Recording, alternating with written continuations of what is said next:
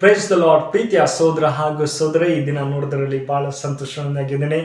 ಯೇಸು ಕ್ರಿಸ್ತನ ಶ್ರೇಷ್ಠವಾದ ನಾಮದಲ್ಲಿ ನಿಮಗೆಲ್ಲರಿಗೂ ವಂದನೆ ಸಲ್ಲಿಸ್ತೇನೆ. ಶಾಲು ನಿಮಗೆ ಸಮಾಧಾನ ಉಂಟಾಗಲಿ. ಪ್ರೀತಿಯ ಮಕ್ಕಳೇ, ಅದ್ಭುತ ಸ್ವರೂಪನು ಆಲೋಚನೆಕರ್ತನು ನಮ್ಮನ್ನು ಅದ್ಭುತವಾಗಿ ನಡೆಸುವಂಥ ಸರ್ವಶಕ್ತರಾಗಿದ್ದಾರೆ. ಪ್ರೀತಿಯ ಮಕ್ಕಳೇ, ಈ ಸಾಯಂಕಾಲ ವೇಳೆಯಲ್ಲಿ ದೇವರು ಒಂದು ಒಳ್ಳೆ ವಾಕ್ಯನ ಕೊಟ್ಟಿದ್ದಾರೆ. ಪ್ರೀತಿಯ ಮಕ್ಕಳೇ, ಈ ದಿನ ಒಂದು ಒಳ್ಳೆ ಟಾಪಿಕ್ ಏನಂದರೆ ಆತ್ಮಿಕ ಯುದ್ಧ ಎಂಬುದಾಗಿ. ನೋಡಿ, ನಮ್ಮ ಜೀವಿತದಲ್ಲಿ ನಾವು ಯಾರಿದ್ದೀರಿ, ಆತ್ಮಿಕ ಯುದ್ಧದಲ್ಲಿ ನಾವು ನಡೀತಾ ಇದ್ದೀವಿ ಒಂದು ಬಹಳ ಮುಖ್ಯವಾಗಿದೆ. ಒಂದು ದೇಶ, ಅಮೆರಿಕ ದೇಶದಲ್ಲಿ ಜಾರ್ಜ್ ಎಸ್ ಪ್ಯಾಂಟಿನ್ ಎಂಬಂಥ ವ್ಯಕ್ತಿ ಇದೆ. ಪ್ರೀತಿಯ ಮಕ್ಕಳೇ, ಆತ ಯುದ್ಧ ಸರಿಯಾಗಿ ಮಾಡ್ತಾ ಇದ್ದ, ಎಲ್ಲ ಜನರಿಗೆ ಸಾಯಿಸುವಂತಹ ವ್ಯಕ್ತಿ. ಆದರೆ ಆತ ಒಂದು ಒಳ್ಳೆ ಆತ್ಮಿಕವಾಗಿಯೂ ಕೂಡ ಇದ್ದ ಎಂಬುದಾಗಿ ನೋಡ್ತೀವಿ. ಅವನು ಎಲ್ಲ ದೇಶಗಳನ್ನು ಹೋಗಿ ಯುದ್ಧ ಮಾಡ್ತಾ ಇದ್ದ. ಆದರೆ ರೋಮರು ಹೇಳ್ತಾರೆ, ಆಶ್ಚರ್ಯ ಪಡ್ತಾರೆ, ಏನು ಜಾರ್ಜ್ ಈ ಥರ ಯುದ್ಧ ಮಾಡ್ತಾ ಇದೀಯಾ, ಹೆಂಗೆ ಇದೆಯಾ ಆಶ್ಚರ್ಯ ಎಂಬುದಾಗಿ ಹೇಳುವಾಗ ಆತ ಹೇಳ್ತಾರೆ, ನಾನು ಪ್ರತಿದಿನ ಸತ್ಯವೇದನ ಓದ್ತೀನಿ, ಅದನ್ನು ಆತ್ಮಿಕವಾಗಿ ಯುದ್ಧ ಬೆಳಿತಾ ಇದ್ದೀನಿ ಎಂಬುದಾಗಿ. ಹೌದು ಪ್ರೀತಿಯ ಮಕ್ಕಳೇ, ಈ ದಿನಗಳಲ್ಲಿ ನಾವು ಕೂಡ ಯಾವ ರೀತಿಯಲ್ಲಿ ಯುದ್ಧ ಮಾಡ್ತಾ ಇದ್ದೀವಿ, ಆತ್ಮಿಕವಾಗಿ ಯಾವ ರೀತಿಯಲ್ಲಿ ನಡೀತಾ ಇದ್ದೀವಿ ಎಂಬುದು ಬಹಳ ಮುಖ್ಯವಾಗಿದೆ. ಇದಕ್ಕೆ ಆಧಾರವಾಗಿ ಎಫೆಸ ಪೌಲನು ಬರೆದ ಪತ್ರಿಕೆ 6:12 ವಾಕ್ಯ ಹೀಗೆ ಹೇಳ್ತದೆ, ನಾನು ನಿಮಗಾಗಿ ಓದ್ತೀನಿ, ದಯಮಾಡಿ ನಿಮ್ಮಲ್ಲಿ ಸತ್ಯವಿದ್ದರೆ ತೆಗೆದು ಧ್ಯಾನಿಸಬೇಕೆಂಬುದಾಗಿ ಕೇಳ್ಕೊಳ್ತೇನೆ. ಅಲ್ಲಿ ಹೇಳ್ತಾರೆ, ನಾವು ಹೋರಾಡುವುದು ಮನುಷ್ಯರ ಮಾತ್ರದವರ ಸಂಗಡವಲ್ಲ, ರಾಜ್ಯತ್ವಗಳ ಮೇಲೆಯೂ ಅಧಿಕಾರಗಳ ಮೇಲೆಯೂ ಈ ಅಂಧಕಾರದ ಲೋಕ ಅಧಿಪತಿಗಳ ಮೇಲೆಯೂ ಆಕಾಶ ಮಂಡಲದಲ್ಲಿರುವ ದುರಾತ್ಮಗಳ ಸೈನ್ಯ ಮೇಲೆಯೂ ನಾವು ಹೋರಾಡುವವರಾಗಿದ್ದೇವೆ.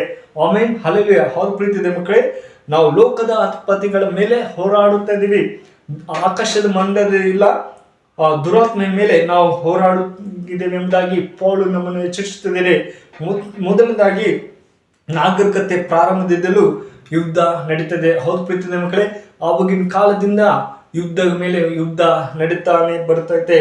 ಆದರೆ ನಮ್ಮ ಆತ್ಮಿಕ ಯುದ್ಧ ಯಾವ ರೀತಿ ಇದೆ ಎಂಬುದು ಬಹಳ ಮುಖ್ಯವಾಗಿದೆ. ಪ್ರೀತಿಯ ಮಕ್ಕಳೇ, ಅದೇ ಪೌಲ 2 ಕೊರಿಂಥ 4ನೇ ಅಧ್ಯಾಯ 4ನೇ ವಚನ ಹೇಳ್ತದೆ ನೋಡಿ, ಏನಂದ್ರೆ, ಇದರಲ್ಲಿ ದೇವರ ಪ್ರತಿರೂಪವಾಗಿರುವ ಕ್ರಿಸ್ತನ ಪ್ರಭಾವವನ್ನು ತೋರಿಸುವ ಸುವಾರ್ತೆ ಪ್ರಕಾಶವು ಉದಯವಾಗಬಾರದೆಂದು ಈ ಪ್ರಪಂಚದ ದೇವರು ನಂಬಿಕೆಯಿಲ್ಲದವರ ಮನಸ್ಸನ್ನು ಉಂಟು ಮಾಡಿದ್ದು ಎಂಬುದಾಗಿ.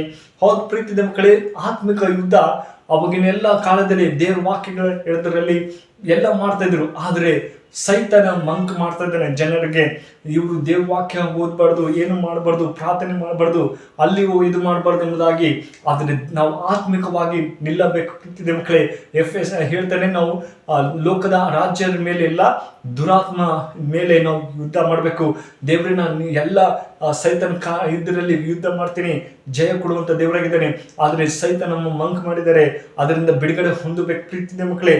ಅದೇ ಮೊಟ್ಟ ಮೊದಲಾಗಿ ಆತ್ಮಿಕ ಯುದ್ಧ ಎಂದರೆ ಏನೆಂಬುದಾಗಿ ನೋಡೋದಾದ್ರೆ, ಆತ್ಮಿಕ ಯುದ್ಧ ಅಂದ್ರೆ ಯುದ್ಧ ಮಾನವನ ಜಾತಿ ಆಗಿರ್ಬೋದು, ವೈರಿಗಳ ಲೋಕ ಯಾವುದೇ ಸೈತನನ ಮಹತ್ವ ಯುದ್ಧವಾಗಿದೆ ಪ್ರೀತಿಯ ಮಕ್ಕಳೇ. ಅದು ನಾವು ಕ್ರೈಸ್ತರಾಗಿದ್ದರೂ ಕೂಡ ಅಪರಾಧಗಳು ಎಲ್ಲ ಕಡೆ ದೇಶದಿಂದ ಪಾಪದಲ್ಲಿ ಜನರ ಪಾಪದಲ್ಲಿ ಮುಳುಗ್ತಾ ಇದ್ದಾರೆ, ಎಷ್ಟೋ ಕೆಟ್ಟ ಮಾರ್ಗದಲ್ಲಿ ಬೀಳ್ತಾ ಇದ್ದಾರೆ. ಅದರೆಲ್ಲ ನಾವು ಯುದ್ಧ ಆತ್ಮಿಕವಾಗಿ ಹೇಗೆ ಬೆಳಕ್ಕೆ ಸಾಧ್ಯ? ಅದೇ ತರ ಎಫೆಸ 2ನೇ ಅಧ್ಯಾಯ ಹೇಳ್ತದೆ, ಏನಂದ್ರೆ ನೋಡಿ ಏನಂತಂದ್ರೆ, ಶರೀರ ಭಾವ ಆಶೆಗಳಿಂದ ಅಧೀನರಾಗಿ ಶರೀರಕ್ಕೂ ಮತ್ತೆ ಮನಸ್ಸಿಗೂ ಸಂಬಂಧಪಟ್ಟ ಇಚ್ಛೆಗಳನ್ನು ನೆರವೇರಿಸುತ್ತಾ ನಡೆದು ಮಿಕ್ಕಿದವರಂತೆ ಸ್ವಭಾವ ಸಿದ್ಧವಾಗಿ ದೇವರ ಕೋಪಕ್ಕೆ ಗುರಿ ಆಗಿದೆವು. ಹೌದು ಪ್ರೀತಿಯ ಮಕ್ಕಳೇ, ಕಳ್ಳತನಲ್ಲಿರ್ಬೋದು, ಮೋಸ ವಂಚನೆಯಲ್ಲಿರ್ಬೋದು, ಅದಕ್ಕೆ ನಾವು ದೇವರಿಗೆ ಕೋಪ ಆಗಿರ್ತೇವೆ. ಅದರಿಂದ ನಾವು ಹೊರಗಡೆ ಬರಬೇಕು. ದೇವರನ್ನ ಅದರಿಂದ ಯುದ್ಧ ಹೊಂದುವಂತೆ ಸಹಾಯ ಮಾಡಪ್ಪ. ಅದರಿಂದ ದೇವರೇ, ನಾನು ಇನ್ನೊಬ್ಬರಿಗೆ ಮೋಸ ಮಾಡದೆ, ಇನ್ನೊಬ್ಬರಿಗೆ ವಂಚನೆ ಮಾಡದೆ, ಕಳ್ಳತನ ಆಗಿರ್ಬೋದು, ಏನಾಗಿರ್ಬೋದು, ಆದರೆ ನಾವು ಅದರಿಂದ ಯುದ್ಧ ಗೆಲ್ಲಬೇಕು ಪ್ರೀತಿಯ ಮಕ್ಕಳೇ. ಅದೇ 3ನೇ ವೈರಿ ಯಾವ್ದಂದ್ರೆ ನೋಡಿ, ಲೋಕ, ಇಂಗ್ಲಿಷಲ್ಲಿ ದ ವರ್ಲ್ಡ್ ಅಂತಾನೆ, ಗ್ರೀಕ್ ಅಲ್ಲಿ ಕಾಸ್ಮೋಸ್ ಎಂಬ ಶಬ್ದದಿಂದ ಬಂದಿದೆ ಎಂಬುದಾಗಿ ನೋಡ್ತೀವಿ.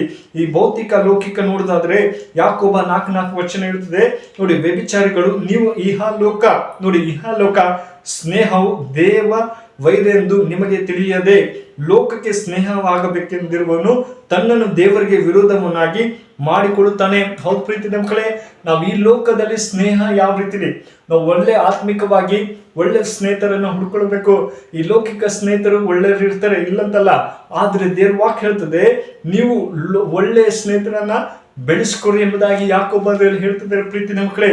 ಅದೇ ತರ ಶರೀರ, ಫ್ಲೆಶ್ ಇಂಗ್ಲಿಷ್ ಅಲ್ಲಿ ನೋಡಿದರೆ ಶರೀರದಲ್ಲಿ ನೋಡುವುದಾದ್ರೆ ನೋಡಿ, ಆ ಶರೀರದಲ್ಲಿ ಜೀವಿಸುವುದು ಎಂಬ ಶಬ್ದ ಕ್ರಿಸ್ತನ ಸಮಲೋತನ ಬದಲಾಗಿ ಒಬ್ಬನು ತನ್ನ ಸ್ವಂತ ಇಷ್ಟಾನವನ್ನು ಪಾಪದ ಬಲ ಎಂಬುದಾಗಿ ರೋಮನ್ ಬರೆದ ಪತ್ರಿಕೆ 7ನೇ ಅಧ್ಯಾಯದಲ್ಲಿ ಇರ್ತದೆ. ಒಬ್ಬ ವ್ಯಕ್ತಿ ಅಂದ್ರೆ ರಕ್ಷಿಸಲ್ಪಟ್ಟ ಅಥವಾ ರಕ್ಷಿಸಲ್ಪಡುವ ವ್ಯಕ್ತಿ ಶರೀರದ ಮೂಲಕ ಕೆಲಸ ಮಾಡುತ್ತಿದ್ದರೆ ಮತ್ತು ದೇವರ ಮಾರ್ಗದಲ್ಲಿ ನಡೆಯದೆ ಒಬ್ಬನು ತನ್ನ ನೋಡಿ ಪ್ರೀತಿದ ಮಕ್ಕಳೇ, ದೇವರ ಮಾರ್ಗದಲ್ಲಿ ನಡೆಯದೆ ತನ್ನ ಇಷ್ಟ ಬಂದ ಹಾಗೆ ನಡೆಯದೆ ನೋಡಿ ಹೇಳ್ತಾರೆ ಎಂಬುದು ಆ ಪದದ ಪಾಪದ ಸ್ವಭಾವ ಎಂದು ಭಾಷಾಂತರಿಸದೆ ಶರೀರ ಎಂದು ಭಾಷಾಂತರಿಸಲಾಗಿದೆ.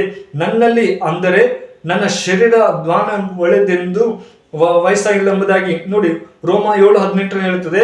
ಒಳ್ಳೆಯದನ್ನು ಮಾಡುವುದಕ್ಕೆ ನನಗೇನು ಮನಸ್ಸುಂಟು, ಹೌದು ಪ್ರೀತಿಯ ಮಕ್ಕಳೇ, ಮನಸ್ಸುಂಟು, ಅದನ್ನು ಮಾಡುವುದು ನನ್ನಿಂದ ಆಗದು. ನಾವು ಯಾವ್ದು ರೀತಿಯಲ್ಲಿ ಮನಸ್ಸು ಒಳ್ಳೆಯದನ್ನು ಮಾಡ್ತಾ ಇದ್ದೀವಿ ಎಂಬುದು ನಾವು ಯೋಚನೆ ಮಾಡಬೇಕು ಪ್ರೀತಿಯ ಮಕ್ಕಳೇ. ನೋಡಿ ಅದೇ ತರ ಹೇಳ್ತದೆ, ಕೂಟಗಳು, ಸ್ನೇಹಿತರು, ಅದರ ವೈರಿಗಳನ್ನು ನಾವು ಎಲ್ಲ ರೀತಿಯಲ್ಲಿ ಈ ಆತ್ಮಿಕ ಯುದ್ಧವು ಯಾವಾಗ ಮುಗೀತದೆ ಅಂದ್ರೆ ಈಗ ದೇವ್ರು ಬರುವಂತ ಸಮಯ ಹತ್ರ ಆಗ್ತದೆ. ಅದೇ ತರ ಹೇಳ್ತಾರೆ, ಒಂದು ಸಮಯ ಬರುತ್ತದೆ ಆಗ ದೇವರು ಎಲ್ಲ ದುಷ್ಟಗಳನ್ನ ಮುರಿಯುತ್ತಾನೆ ಎಂಬುದಾಗಿ ಹೇಳ್ತಾರೆ. ಹೌದು ಪ್ರೀತಿಯ ಮಕ್ಕಳೇ, ನಾವು ತೀರ್ಮಾನ ಮಾಡ್ಕೊಳ್ಬೇಕು, ದೇವರೇ ನಾನು ಯುದ್ಧ ಮಾಡ್ತೀನಿ, ನನ್ನ ಆತ್ಮಿಕ ಯುದ್ಧ ನಾನು ಸರಿಯಾಗಿ ಬೆಳೆಸ್ಕೊಳ್ತೀನಿ ಎಂಬುದಾಗಿ ಹೇಳುವಾಗ ನೋಡಿ ಲೋಕ ರೀತಿಯಲ್ಲಿ ನೋಡೋದಾದ್ರೆ ಪ್ರೀತಿಯ ಮಕ್ಕಳೇ, ಮೊದಲನೇ ಯೋಹಾನ ಬರೆದ ಪತ್ರಿಕೆ 2:15-16 ಹೇಳ್ತದೆ, ಲೋಕವನ್ನಾಗ್ಲಿ ಲೋಕದಲ್ಲಿರುವವನಾಗ್ಲಿ ಪ್ರೀತಿಸಬಿಡ್ರಿ. ಯಾವನಾದರೂ ಲೋಕವನ್ನು ಪ್ರೀತಿಸಿದರೆ ತಂದೆಯ ಮೇಲನ ಪ್ರೀತಿಯು ಅವನಲ್ಲಿಲ್ಲ.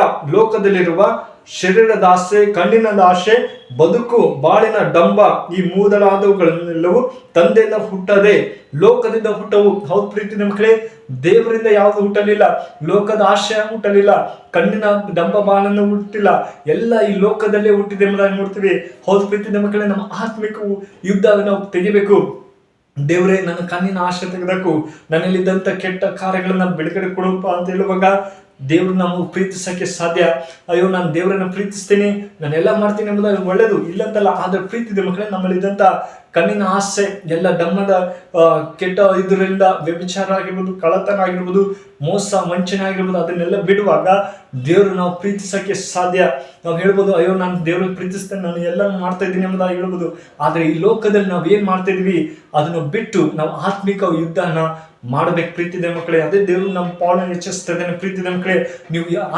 ನೀವು ಮನುಷ್ಯರು ರಾಜ್ಯರ ಮೇಲೆ ಅಲ್ಲ, ಲೋಕದ ಅಧಿಪತಿ ಮೇಲೆ ನೀವು ಯುದ್ಧ ಮಾಡ್ರಿ ಎಂಬುದಾಗಿ ನಮ್ಮನ್ನು ಹೆಚ್ಚಿಸ್ತದೇನೆ. ಅದೇ ಶರೀರದಲ್ಲಿ ನೋಡೋದಾದ್ರೆ ಶಾರೀರಿಕ ಅನೈತಿಕೆ ಅಂದ್ರೆ ಕುಡಿತಕ್ಕ, ಕೆಟ್ಟತನ ಆಲೋಚನೆಗಳು, ಕೊಳೆ, ಕಳ್ಳತನ, ಆಸೆ, ದ್ವೇಷ, ಮಾಟ ಮಂತ್ರ, ಇವೆಲ್ಲ ಶರೀರದ ಆಸೆ ಆಗಿದೆ ಪ್ರೀತಿದ ಮಕ್ಕಳೇ. ಸೈತನ್ ನಮ್ಮ ಯುದ್ಧ ಮಾಡ್ತಾನೆ ನೋಡಿ, ಸೈತನ್ ದಾಳಿ ಹೋರಾಗಿದ್ದು.